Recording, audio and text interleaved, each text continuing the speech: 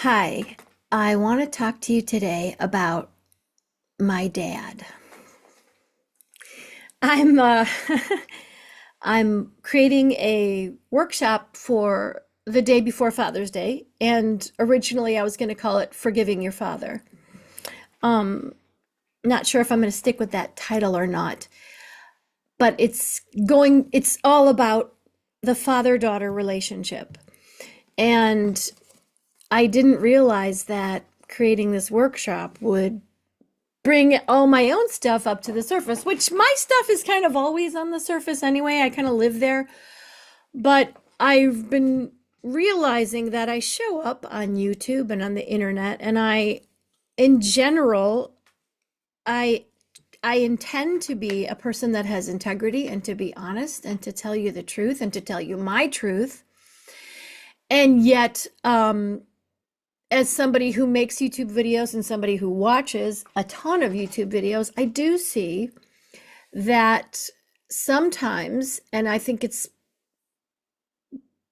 more with women than with men, is that we tend to giggle or be cute or be funny or maybe it's just me. But this subject of healing from the original father uh, heartbreak is very serious with me.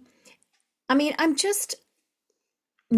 a serious person, but I really value humor and laughter and fun and play. Maybe because I have experienced so much depression in my life that humor has probably saved my life. Because when I'm going through something very difficult, if I can laugh, I'll survive. I'm going to make it, right? Plus, life is freaking hard enough, right? Um, I mean, I don't know. I think it's probably true for most people. We like being around people who are funny, right? I mean, comedians who are funny draw big crowds. But for this subject, I wanted to just share my raw truth, unfiltered, might not be funny. I mean, I can always make it funny, but there are parts of it that are really not funny and are very serious to me because, let me take a breath. I can't speak for every woman on earth. I can't speak for every little girl. I can only share my experiences, but I don't think that I am that unique or unusual and certainly not special. In my experience, when I was a little girl, my daddy was the love of my life. He was larger than life. He had a big booming voice. He's still alive, so he probably still has a big booming voice. Um, he was very physical. He was a carpenter and he was masculine. When he didn't shave, he would get that sandpaper feel and he would rub his cheek on my cheek and we would giggle and say, sandpaper face. And he could be tender. He would do the butterfly kisses with his eyelashes on my cheek. And he would pick me up and put me on his shoulders, especially if we were in a crowd of people and I just honestly was like queen of the world up there, taller than everybody else. I felt safe with my dad. I felt loved. I felt cherished and even adored. He was big and strong and perfect. And decades later, I realized that to a little girl, at least to me, my dad pretty much was God. He represented God. He was all powerful. He was big. He was strong. He knew all the answers.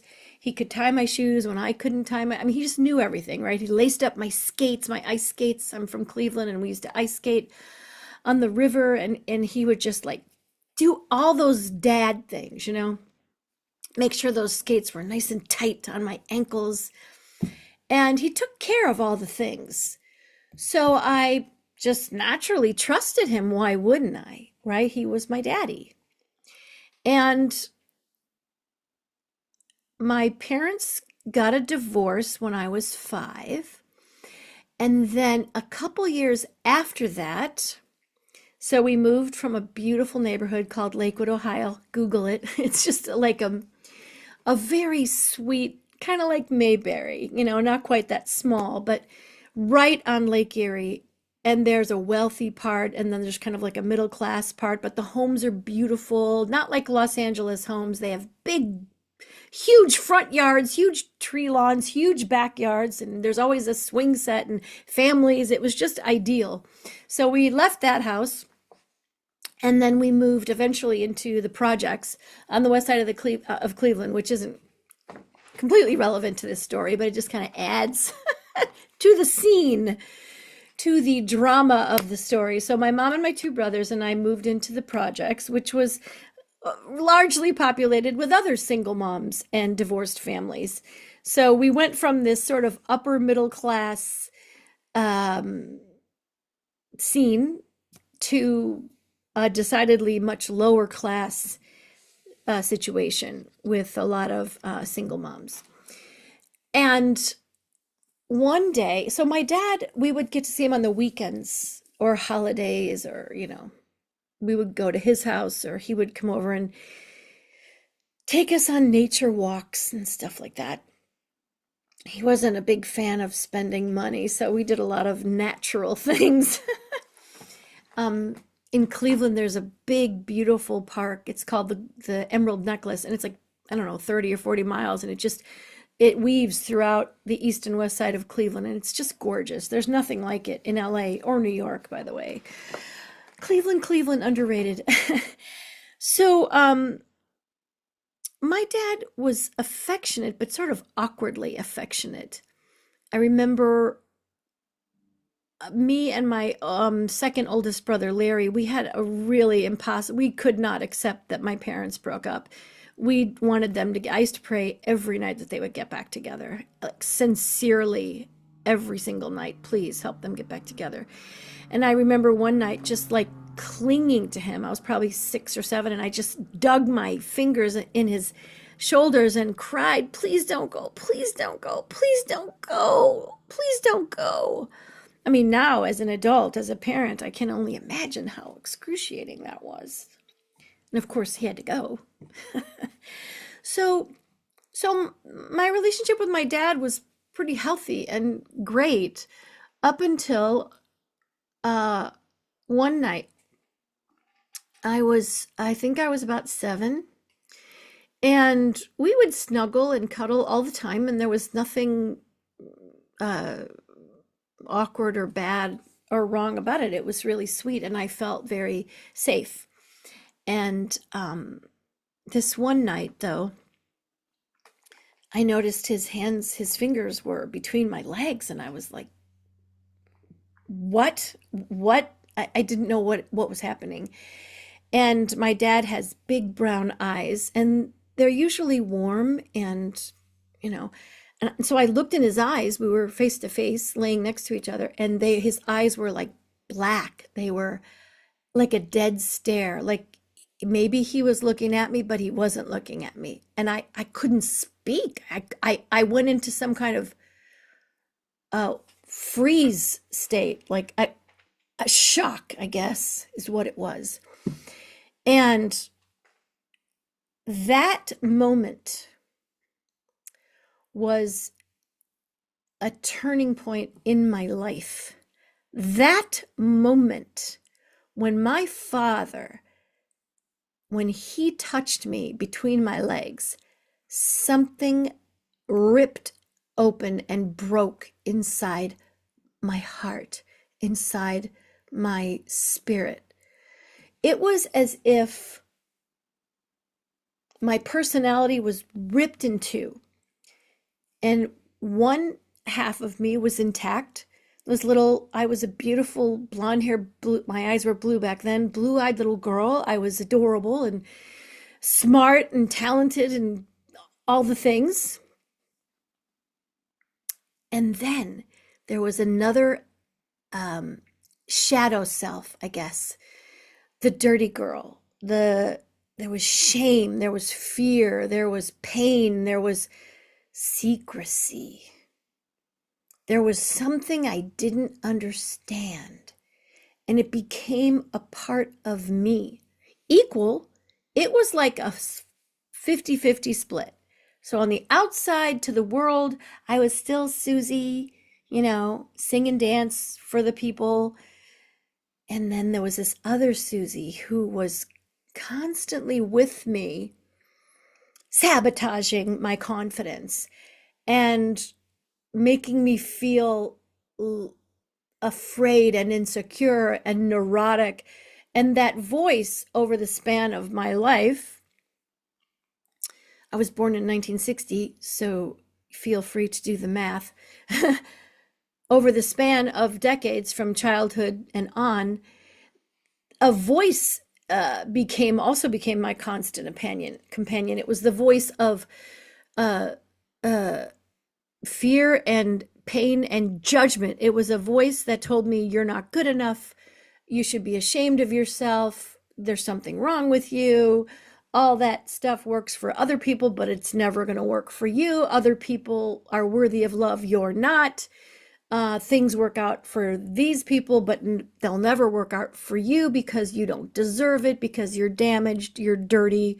You should be ashamed of yourself. Hide. You don't deserve even an explanation of what happened to you. So I never spoke to my father about what happened. I didn't have a clue how to speak to him about it. I did ask my mom, I think around that time, should a boy ever touch you down there? And she said, no, never. That was the end of the conversation. So life goes on and we shove this stuff inside of us. And when I was about 26, I noticed that my love life really sucked. And I was having some problems, some depression. And so my cousins on my mother's side of my family and my father's side of the family both told me, they were in their 20s, and they said, we're going to therapy and it's helping, so maybe you should go to therapy. So I decided to go to therapy when I was 26. And when I was 26 years old was the first time that I began to make the connection between the incest and my current day situation. Up till then, I just said, I'm fine. I remember even being in a room with my cousins, and they were talking about how their dad, my uncle, great family, had molested them, and I was a few years older than them. And I said, oh, you'll be fine. You'll get over it. I'm fine now, and you'll be fine too. So, I mean, if I could go back in time, I would not say that, but at the time, that was what I believed. So when I started therapy, I made the connection between what my father did and my life. And that began the long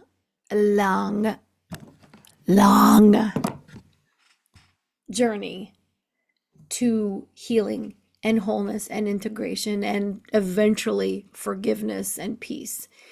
But it took a very long time. I'm not saying it takes long for everyone else. I am only talking about my experience.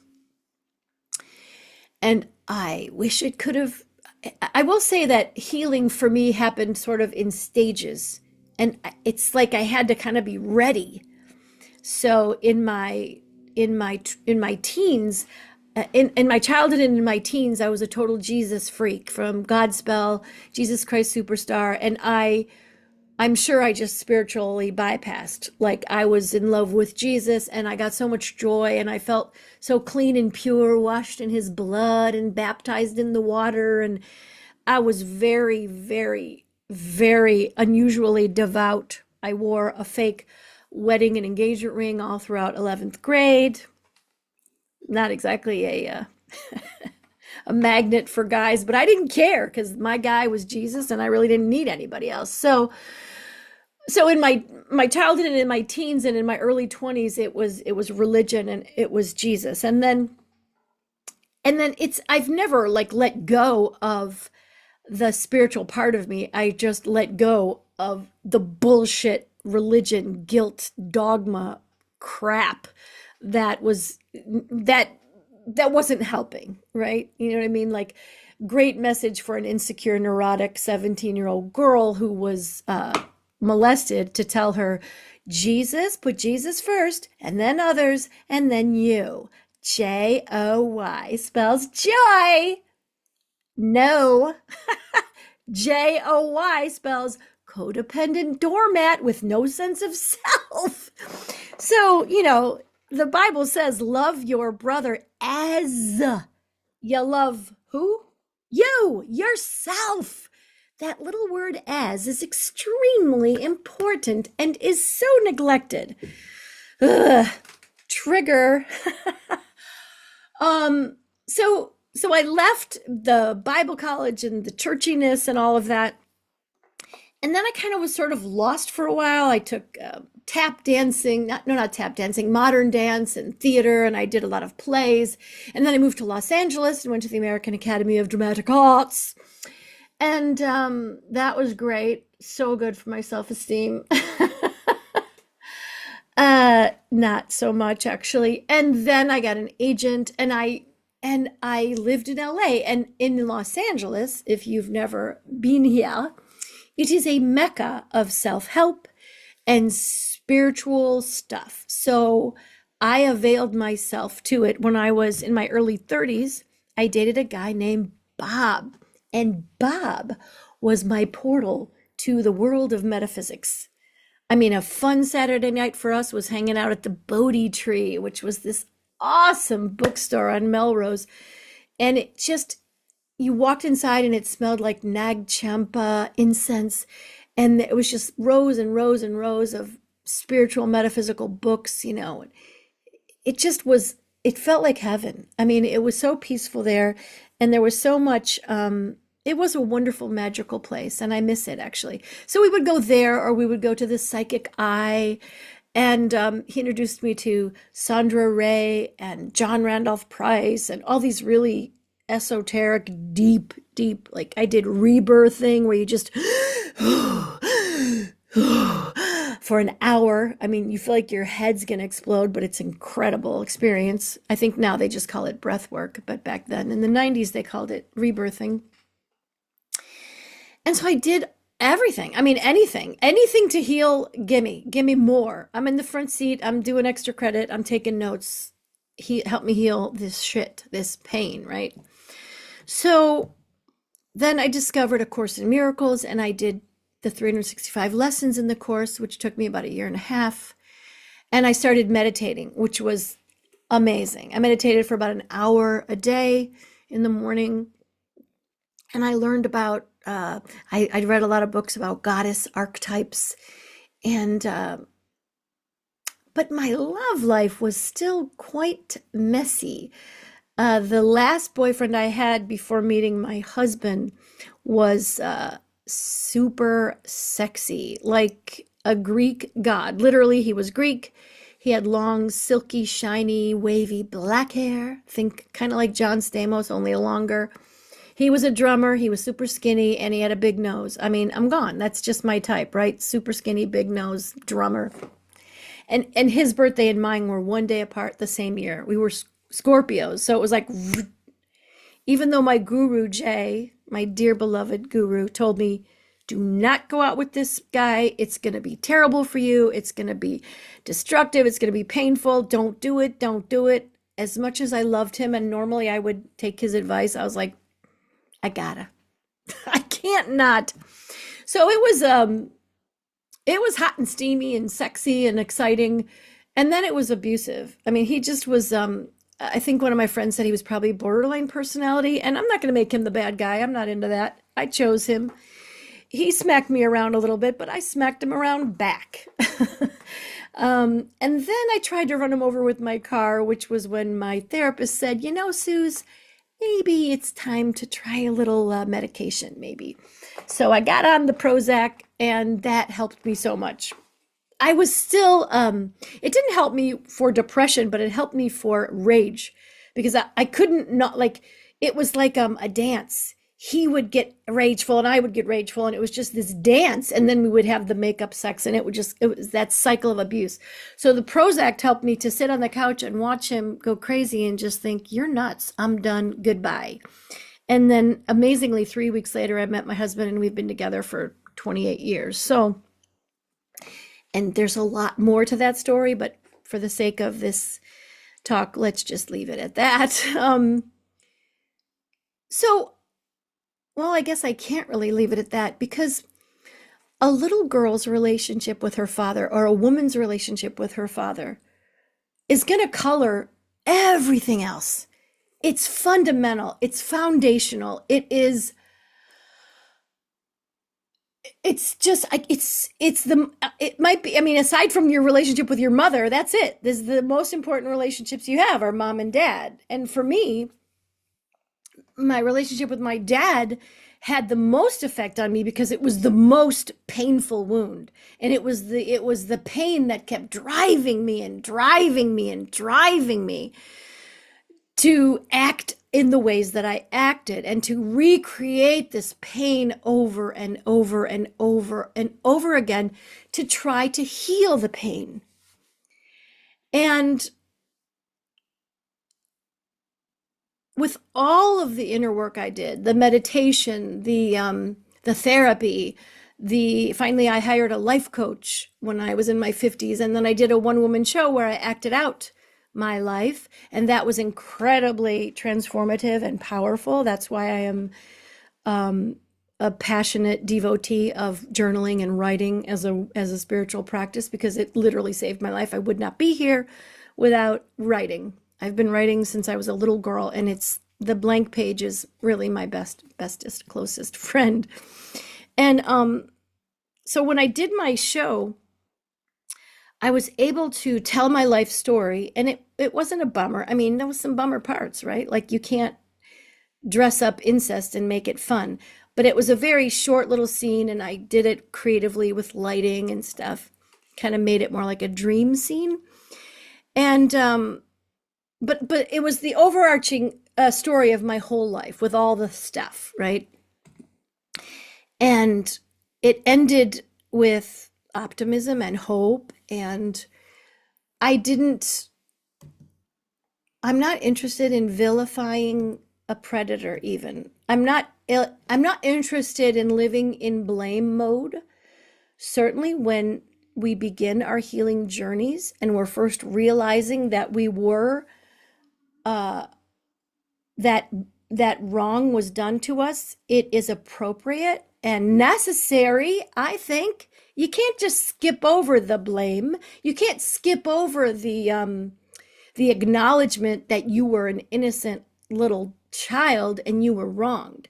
So when you first realize that, it's healthy to feel all the stuff, right? So I mean, there was a few years there where I had nightmares about murdering my father, or he was gonna murder me, or it was a lot of drama, a lot of pain.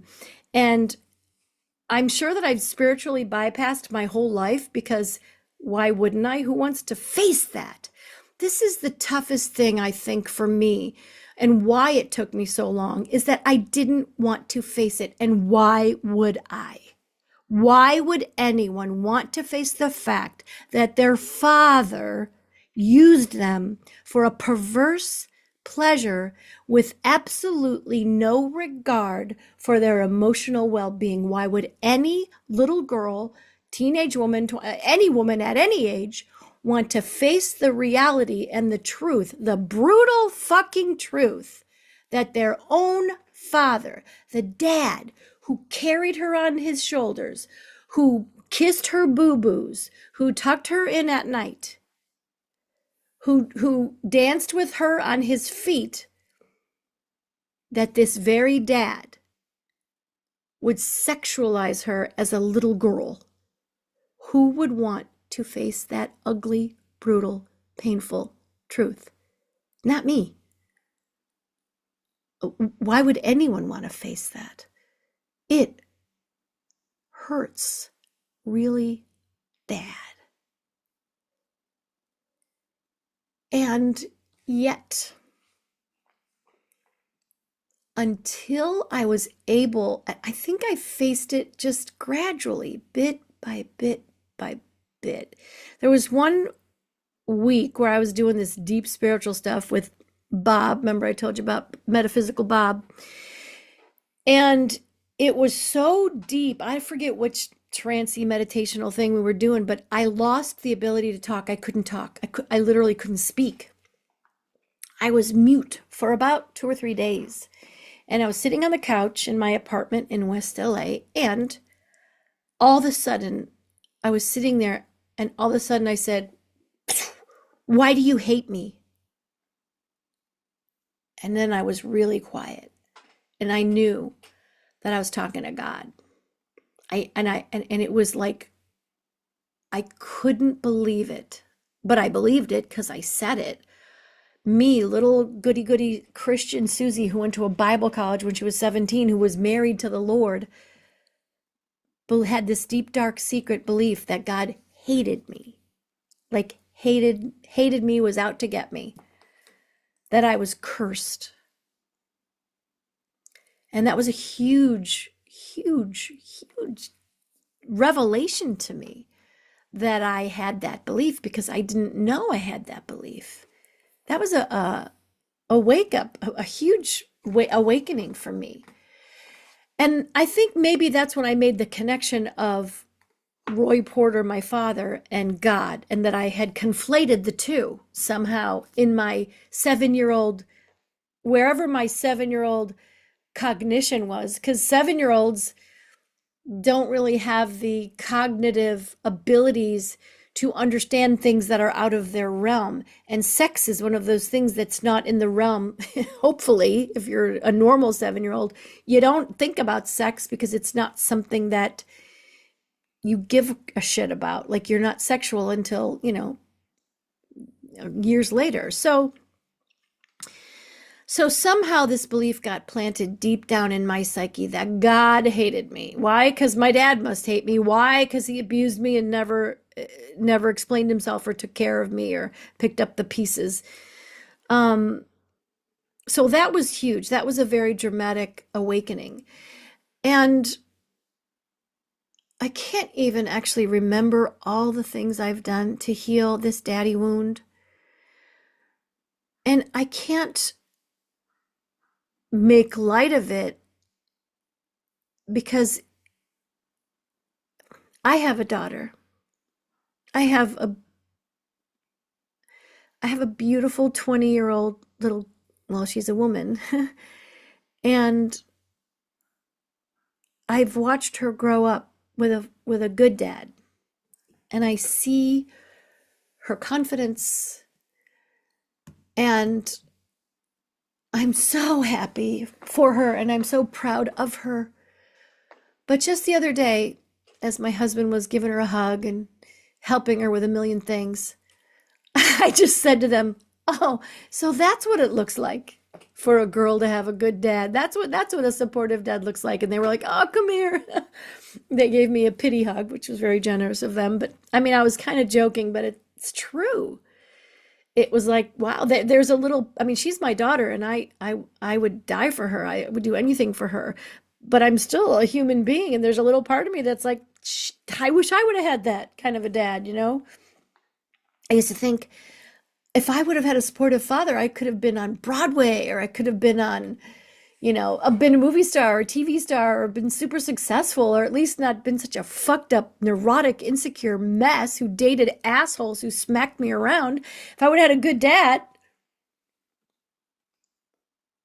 There actually was a time I remember when my father and I were getting along. I haven't seen him since my son was 2 and my son's 23. So, but there was a time when, we got along and we were hanging out, and he did just make an aside comment like, "I do think that your problems with men might have something to do with me," which I thought was kind of self-aware. So it's just endlessly fascinating to me, the father-daughter relationship, the father archetype, the woundings that we get in childhood because of the behavior, the actions of our parents. But then what's even more interesting to me than just the one incident of incest or whatever, getting beaten by an alcoholic parent or getting ignored by a narcissist, whatever it is, what's even more compelling and interesting and fascinating to me is the trajectory that that puts us on, that how it manifests in our identity and how it affects. Say that if you have, the best family that you can have, a healthy, loving mother and father, they love each other, they love you, there's as much balance as is humanly possible, right? You grow up in a family that is whole and functional, not dysfunctional, but fully functioning. No one's perfect, but a great family that's solid. This downloads a blueprint in your unconscious mind, because everything that you think and feel and experience as a child, as a young child, that is the fodder, that is the material and the content of your unconscious mind as an adult. So what really fascinates and intrigues me is this blueprint. And say the blueprint of a healthy child is this incredibly strong home, like the Three Little Pigs, the brick house that's not going to get burned down or blown away or whatever. It's a strong foundation. It's a strong blueprint. Everything's in balance. It sets you up for a lifetime of durability, stability, success.